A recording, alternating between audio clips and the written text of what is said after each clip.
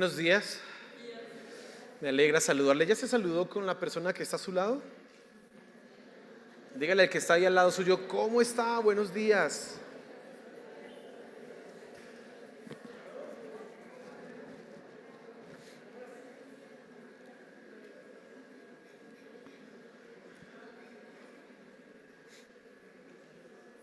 Quiero que abra su Biblia, es tan amable, en Juan capítulo 1. Juan capítulo 1.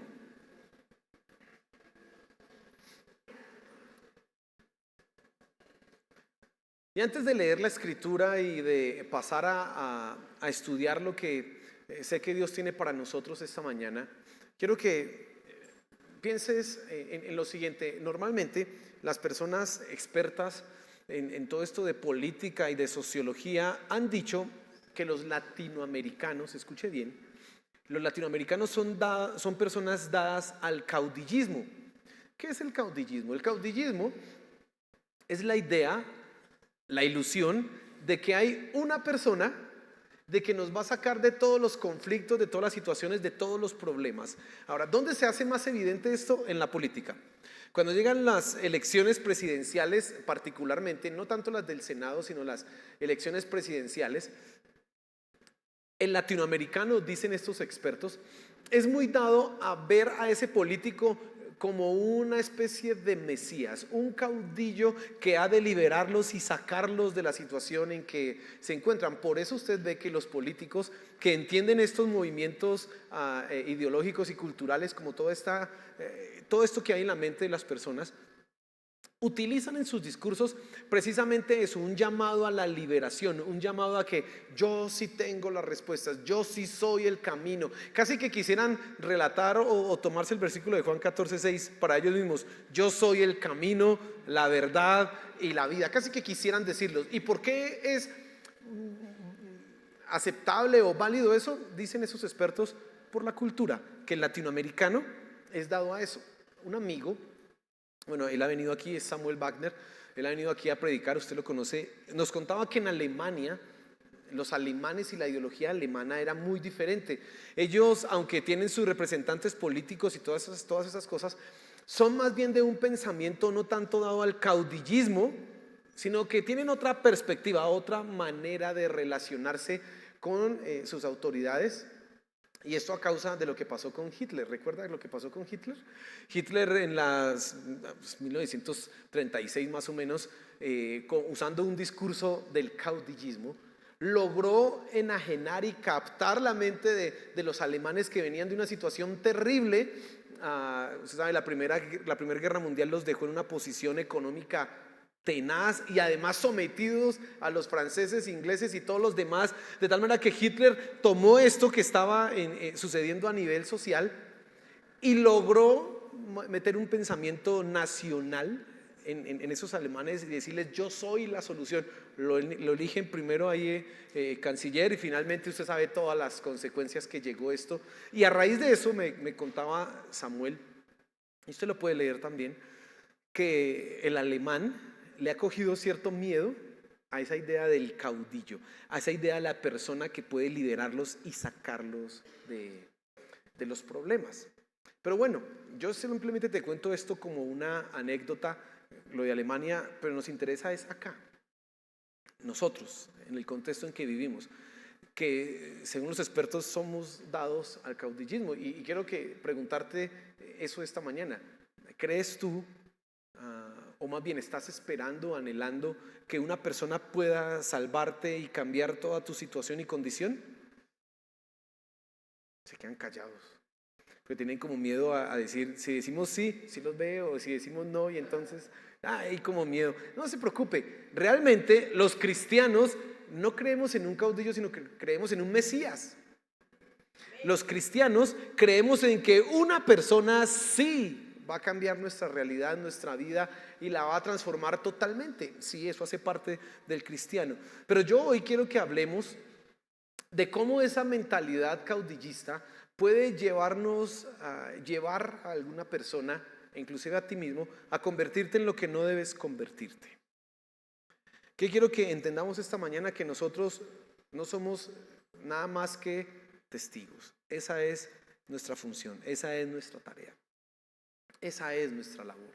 Así que vamos a orar y a reflexionar en la palabra de Dios para que sea el Espíritu Santo hablando a nuestros corazones. Amén.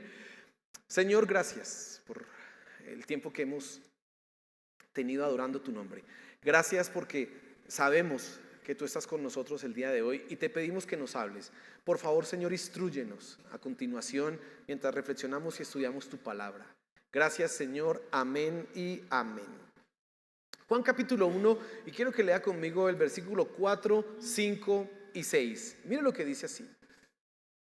Vino al mundo un hombre enviado por Dios, cuyo nombre era Juan. Este vino como testigo para testificar de la luz, a fin de que todos creyeran por medio de él. No era él la luz, sino que vino para dar testimonio de la luz. Está el evangelista Juan hablando de su tocayo Juan el Bautista. Sabemos que es Juan el Bautista por las palabras que él va a dar a continuación y por lo que más adelante él va a estar diciendo que dijo Juan. Sabemos que es Juan el Bautista, pero mira que necesitamos entender un poco quién era Juan el Bautista, cuál era su rol, cuál era su papel para llegar finalmente a la conclusión de qué somos tú y yo. Yo sé que cuando usted está interesado en hablarle de Cristo a alguien, o cuando usted ve las necesidades y los problemas que tienen las personas, uno de los sentimientos y anhelos profundos de nuestro corazón es cambiar la vida de esa persona. Piense un momento en qué quieren hacer los padres con sus hijos. Ellos quieren que sus hijos vayan por un buen camino, quieren que sus hijos se formen en las cosas espirituales y además que sean personas de bien. ¿Y cómo lo intentan hacer? Uno con educación, pero luego casi como que quisieran tomar las decisiones por ellos mismos. Yo quiero que mi hijo haga esto, vaya por aquí, vaya por este camino. Y eso llega a un punto hasta de crisis, y es cuando van a escoger pareja. Porque la mamá no quiere que el hijo se le case con tal, y el papá no quiere que la hija se le case con tal persona, porque ellos tienen una mejor idea, según ellos, ¿para quién? Para el hijo. Quieren hacerlo a su manera. Quieren arreglar. Mira, ahorita cantábamos unas canciones y creo yo que Dios está en esto que hacemos en la iglesia por una sencilla razón. Yo no le dije a las personas del grupo Alabanza el tema de la predicación, pero las canciones todas apuntan al tema de la predicación. Si nosotros somos nada más que testigos, no nos podemos quedar callados. Pero a veces nosotros queremos ir más allá. Nosotros queremos meternos directamente en la vida de las personas, y si fuera por nuestra capacidad intentaríamos cambiar absolutamente todo en ellos. Lo haríamos a nuestra manera. Ahora, ¿qué pasaba con Juan el Bautista? Parece ser, y quizás una de las causas por las que Juan escribe su evangelio, es que había personas que admiraban a Juan. Juan tenía un mensaje radical, totalmente contracorriente. Además había sido un mártir de la iglesia, y muy probablemente sostienen algunos estudiosos que había personas, un grupo de personas que estaban viendo a Juan el Bautista no como el precursor y el que anticipaba la venida del Mesías, sino como el mismo Mesías. Ahora, por eso Juan hace aquí unas aclaraciones. Acabamos de leer, dice: vino al mundo un hombre enviado por Dios.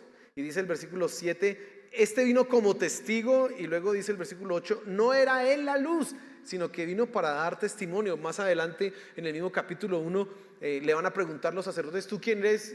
¿Tú eres el Mesías? Y él va a decir: no, yo no soy el Mesías. Había como que un grupo de personas que se estaban confundiendo con Juan. Ahora, ¿por qué se confundían con Juan? Pues sencillamente porque había una idea y un deseo de cambio. Había una idea en la mentalidad del judío y en la mentalidad de la persona de esa época, en que se necesitaba alguien que viniera a transformar y cambiar radicalmente el momento histórico que estaban viviendo. Los judíos estaban sometidos al Imperio Romano y nadie quiere estar sometido al Imperio Romano. Ese sometimiento implicaba primero una opresión, al menos no había libertad, y entonces si ellos querían ir y el gobernador o el general o la persona que estuviera en autoridad no quería permitirles, pues no podían, así que no eran libres. Pero aparte de eso también había crisis social. Las ciudades no eran tan grandes como las ciudades de hoy día, pero había crisis social, había enfermedad. Habían también problemas a nivel de familia, a nivel de la misma sociedad, conflictos entre ellos mismos. Y cuando se está dando esto en la sociedad, cuando se está dando esto en la vida de las personas, lo que uno espera es un cambio. ¿Quién me va a cambiar esto? ¿Quién vendrá a traer una respuesta? ¿Quién vendrá a modificar esta situación? Muy probablemente la mayoría de los que hoy están acá, la mayoría de los que llegaron a los pies de Cristo o que hoy nos visitan, lo hacen porque están buscando una salida, están buscando un cambio, desean que algo en su vida sea transformado. Han intentado tal técnica, tal estrategia, tal camino y se han dado cuenta que no funciona y entonces dicen, bueno, quizás no lo dicen directamente, pero por lo menos en su mente está, pues caminan de los cristianos a ver si allá sí funciona algo, a ver, intentémoslo, porque hay un deseo de cambio. Bueno, en la época de Juan el Bautista sucedía exactamente lo mismo. Ellos estaban esperando a alguien que cambiara y aparece Juan, claro, con una pinta extraña, con una ropa muy, ahí sí, bien loca. Ese no tenía ningún código de vestimenta a la moda, ese andaba fuera de onda, totalmente extraño. Aparte que su manera misma de ser lo hacía ser un ermitaño, un huraño y no una persona sociable. Y viene con un mensaje radical, un mensaje de arrepentimiento, un llamado al cambio. Y las personas empiezan a colocar su esperanza en él. Pero nos dice el pasaje que no era él el Mesías, que no era él la luz. Él va a hablar de la luz, pero él no es la luz. Ahora, tenemos que preguntarnos entonces exactamente quién o qué era Juan el Bautista. ¿Cuál era su rol y cuál era su papel? Entonces, ten estos elementos acá. Primero, hay un deseo de cambio. La sociedad en ese momento está esperando, y agréguele a eso que habían además profecías que anticipaban en algún momento el advenimiento de un rey que vendría a cambiar la situación de los judíos. Así que todo eso, como que todo eso se une. Los romanos aquí molestando, la necesidad aquí, problemas por aquí, problemas por allá, y hay unas profecías y ven a Juan el Bautista con un mensaje diferente. Es muy normal que las personas puedan creer o pudieran creer que él era el Mesías. Era muy normal que las personas pudieran confundirse de que él era el que traía la respuesta y la solución. Y escúchame, si tú vienes a la iglesia buscando una respuesta, buscando una solución, puede ser muy natural que tú confundas quién es el que te da la respuesta y quién es el que te da la salida. Puedes equivocarte pensando que es aquel que te invitó a la iglesia el que te va a ayudar. O si tú ya eres cristiano y asistes a la iglesia hace un tiempo, puedes equivocarte incluso de manera inconsciente pensando que es tal líder. Si tal persona hiciera esto por mí. Recuerda que le dije que los expertos decían que los latinoamericanos somos dados al caudillismo. Bueno, entre los cristianos también sucede eso. ¿Sabes por qué? Porque hay personas que esperan de Dios una respuesta, que esperan de Dios una solución a su situación, que esperan que Dios les hable, que Dios transforme su vida, que Dios la cambie. Pero de repente, no sé en qué momento, se olvidan de esa idea que es Dios el que los va a cambiar y empiezan a mirar al líder, empiezan a mirar o al pastor o al predicador y entonces están detrás de esos grandes líderes. Tal predicador vino a Colombia, vamos que ese sí nos cambia la vida. Tal persona va a venir a la iglesia y va a orar por nosotros, vamos que ese sí me va a salvar. Vamos que ese sí me va a cambiar. Probablemente tú también has tenido esa idea. Si tal persona orara por mí, si tal persona me impusiera las manos, si tal persona me tocara, esa gente allá. Y Juan, por eso, creo que una de las razones por las cuales Juan escribe esto de Juan el Bautista, es precisamente porque había gente que estaba viendo a el Bautista como su Salvador. Y resulta que no. Y entonces, ¿quién es Juan el Bautista? Y finalmente eso nos va a ayudar a responder, ¿quiénes somos nosotros? Bueno, dice el versículo, voy a leer otra vez el versículo, porque aquí se nos revela cuál es la identidad de Juan el Bautista. Dice, vino al mundo un hombre enviado por Dios, cuyo nombre era Juan.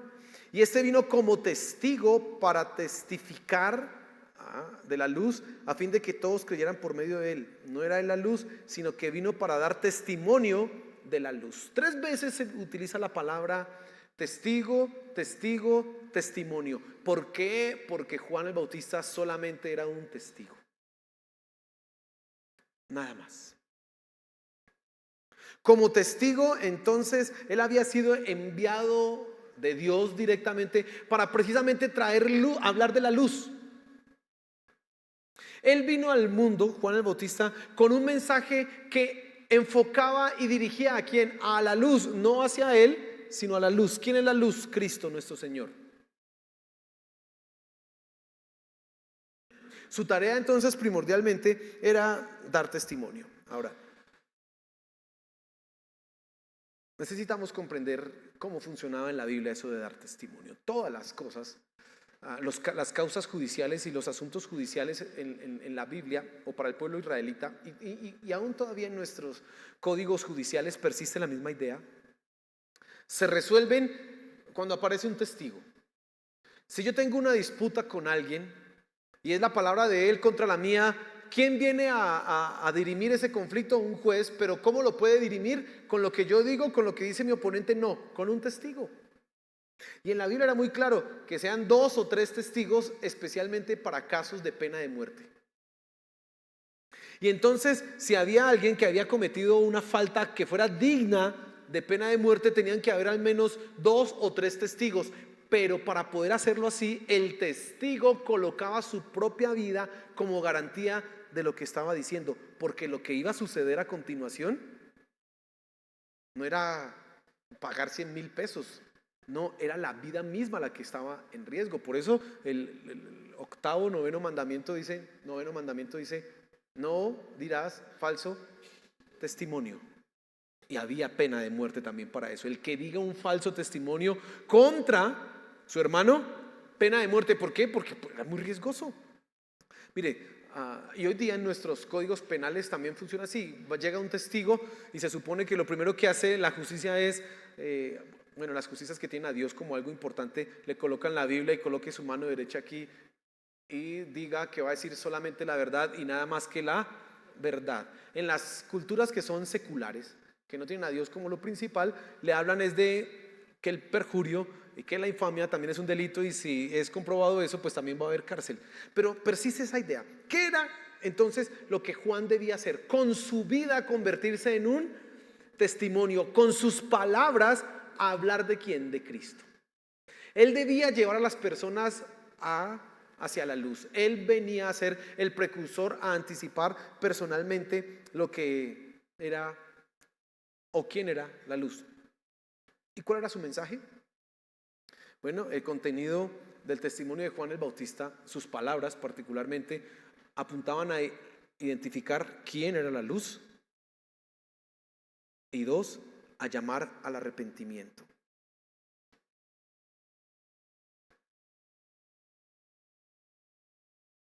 Cuando usted lee el libro de Mateo, cuando usted lee Lucas, los primeros capítulos, usted encuentra lo que Juan el Bautista decía: arrepentidos porque el reino de los cielos se ha acercado. La gente lo seguía a multitudes, él los bautizaba, por eso le llaman el Bautista, ya usted sabe que era lo que él hacía. Y ese bautismo era un bautismo de arrepentimiento. Básicamente era que si tú reconoces que has pecado, tienes que cambiar tu vida y arrepiéntete, mostrando ese arrepentimiento por medio del bautismo y cambiando tu manera de actuar. Entonces usted va a encontrar en Lucas que le preguntan las personas: ¿y nosotros los publicanos, y nosotros qué hacemos? Y él le decía: deje de robar, no cobre más impuesto. Y los soldados: no abuse de su autoridad, etcétera, etcétera. Él estaba dando particularmente un llamado al arrepentimiento. ¿Qué implicaba eso? Hablar de pecado. hablar de la oscuridad en que las personas vivían. Por eso el mensaje de Juan el Bautista a algunos no les gustaba, no les llamaba la atención, porque ¿a quién le gusta escuchar que le digan que está actuando mal? ¿Quién quiere que le digan así de frente en la cara y sin ninguna piedad ni compasión: usted es un pecador, usted necesita a Cristo? Ese era el mensaje de Juan el Bautista. Dice la historia que Herodes el tetrarca, fue confrontado por Juan el Bautista. Le dijo: no haga eso. Y en lugar de arrepentirse, ¿qué hizo? Lo echó a la cárcel. Ese era el mensaje de Juan el Bautista. Pero también él estaba identificando a las personas. Entonces la gente se le iba a acercar a decirle: tú eres el que nos va a cambiar la vida, tú eres el Mesías. No, el Mesías es Cristo. Y quiero llegar ya con este punto a lo importante que quiero que quede en tu corazón esta mañana. Juan el Bautista no era nada más que un testigo. Vino a dar testimonio de la luz. No era la luz, pero vino a testificar de la luz. Lo hacía con sus palabras y con su vida misma. Esa era su función. Un ministerio corto, un ministerio no tan amplio, tan largo, pero esa era su tarea. Ahora, quiero que pienses en tu vida. Tú y yo no somos sino nada más que testigos. Nada más que testigos. Cuando cantábamos ahorita,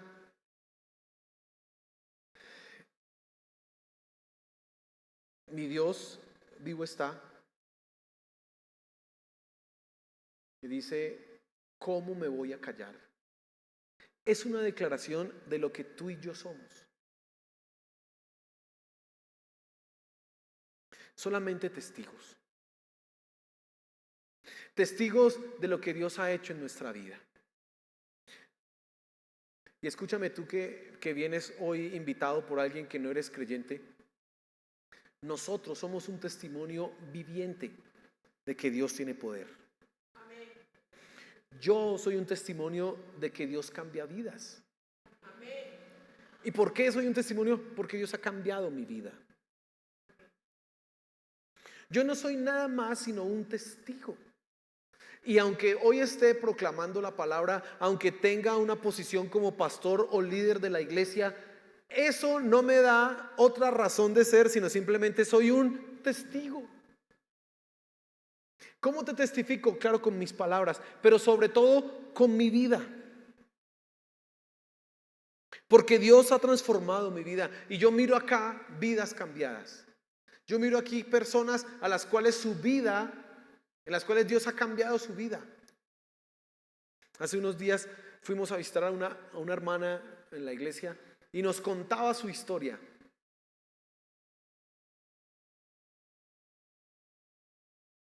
Usted donde ve a esa hermana, usted no va a creer lo que le voy a contar, pero cuando usted ve a esa hermana, usted no se la imagina cogiendo un cuchillo y estando dispuesta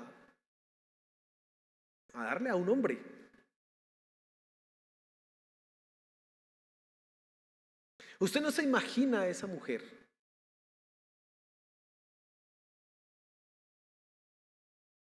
bailando, tomando cerveza. Cuando yo la miro hoy digo: sí. Yo hasta digo como que me está echando cuentos. Pero ¿por qué no cree uno? Porque uno hoy ve a la hermana Blanca Marciales que está ahí. Hermana Blanca, póngase en pie a ver si la... Es que es chiquita, por eso le dicen la pequeña Lulú. Mire, ahí está. Esa hermana, mire, ella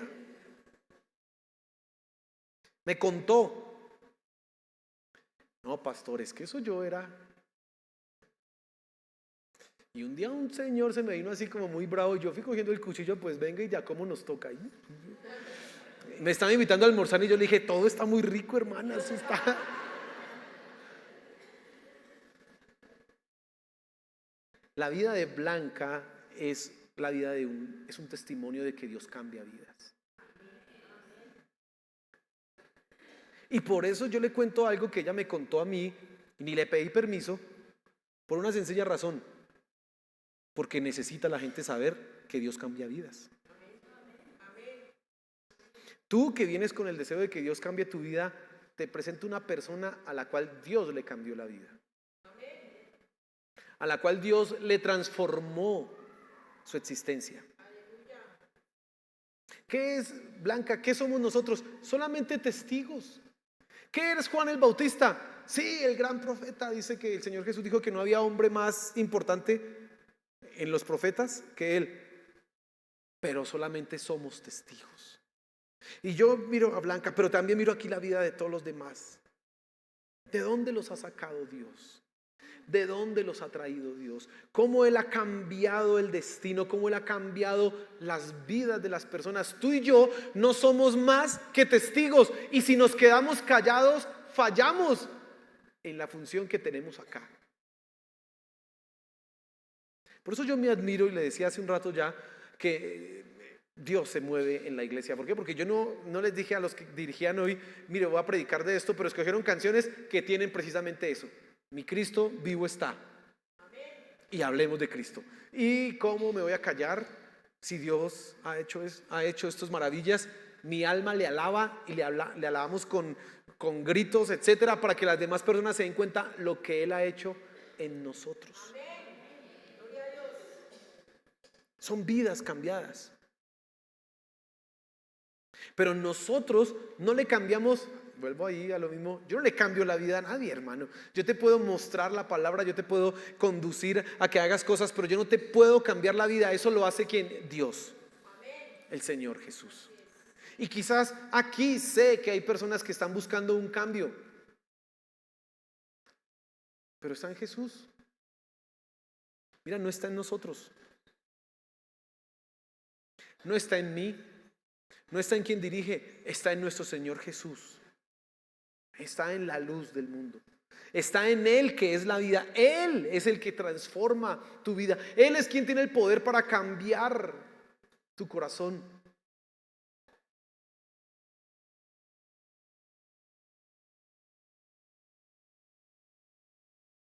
Mire, yo le voy a contar. Me puse a hablar con una persona y me contó la historia de su papá y de su mamá.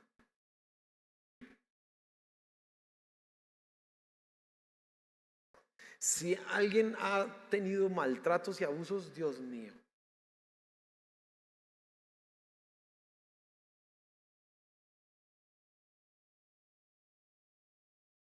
Ser testigo constantemente de cómo el papá maltrataba a la mamá. Tener miedo al papá. Pero miedo, terror. Saber cómo su papá intentó matar a su mamá a tiros. Y hoy ver una persona que no guarda un rencor en su corazón y que por el contrario es una persona, ¿qué diría uno de una persona así? Que es una persona hasta violenta, ¿cierto? Que es una persona que tiene rabia, ira, pero no. Ver antes una persona amable, noble. ¿Quién hace eso? ¿La sociedad? ¿El psicólogo? ¿Lo hago yo? Solo lo hace nuestro Señor. Solo lo hace nuestro Señor, hermano.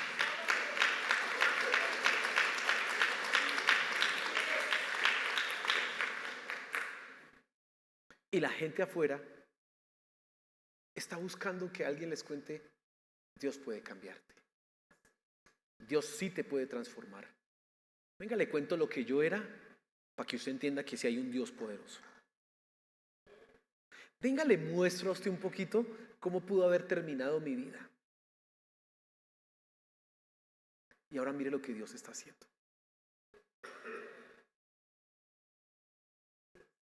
Somos nada más que testigos, hermano.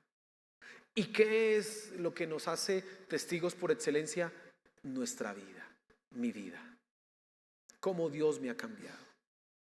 Y tenemos casos tremendos, como los que así a medias le he relatado a usted, pero también otros casos que no son tan terribles.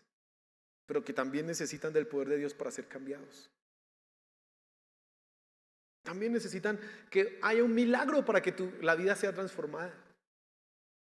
No se necesita o estar en la calle, o estar sumido en las drogas, o estar metido en la violencia, o haber sufrido maltrato para que tú necesites un milagro y tu vida sea cambiada. Hay gente que no ha experimentado ninguna de estas situaciones, que su vida ha sido relativamente cómoda y tranquila, pero aún así necesitan que Dios cambie su corazón porque se sienten sin sentido, sin significado, vacíos. Y eso también lo hace Dios. ¿Qué te testificamos nosotros y qué mostramos? Lo que Dios ha hecho en nuestra vida. ¿Qué hablamos? Su gracia, su misericordia y su poder. Mira, iglesia, tú no puedes quedarte callado. No puedes quedarte en silencio. Somos muy tímidos cuando tenemos el poder de Dios que transforma vidas. Somos muy tímidos cuando no le decimos a la gente: oye, Dios te puede cambiar la vida. Y yo puedo entender quizás tu temor, porque ahora no estás viviendo como corresponde, y sabes que si ese que le estás evangelizando le dice: pero usted mire cómo se comporta, pues usted dice: yo mejor me quedo callado. Pero eso no debería ni siquiera callarnos.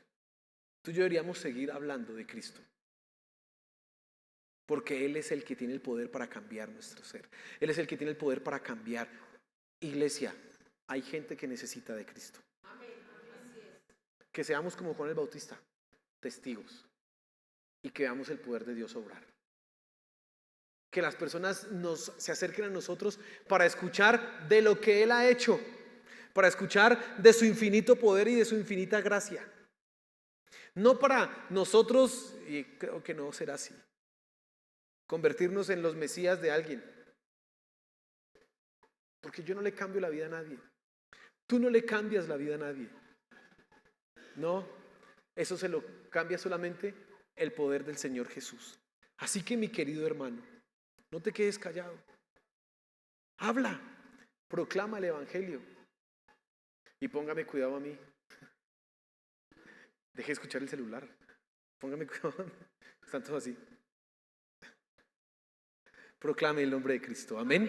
Póngase en pie, por favor.